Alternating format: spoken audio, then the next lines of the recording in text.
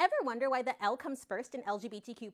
Well, the short answer is solidarity, but for the longer answer, let's get smarter in second. Back in the 60s and 70s, it was called the Gay Liberation Movement, and then the Gay and Lesbian Liberation Movement, but because bi and trans folks are part of the same fight, it eventually became the acronym GLBT. Gay men being listed first also reflected who was getting the funding, the platform, and the spotlight. Flash forward to the HIV/AIDS crisis. Gay and bi men, in addition to many transgender women, were dying of a mysterious illness that news outlets called gay cancer, while the United States government refused to even acknowledge it, and bigots claimed it was God's will. People were attending multiple funerals a month, losing entire chosen families, and grieving in a world that told them that their loved ones didn't matter. In a powerful act of solidarity, lesbians showed up in huge numbers as healers, organizers, and as caregivers, often when medical professionals were too afraid or too biased to enter the room or even touch patients. Lesbians formed mutual aid groups like Blood Sisters in San Diego, donating blood, fundraising, and providing day-to-day care for loved ones and strangers living with and dying from AIDS. Today, due to decades of advocacy and medical progress, HIV is no longer a death sentence. People living with HIV go on to live long, healthy lives, and medications like PrEP and PEP can dramatically reduce the risk of transmission. But back to the acronym. Combine the work that lesbians did during the AIDS crisis with the influence of feminist movements and lesbian activism, and leading with the L became an acknowledgement, a thank you,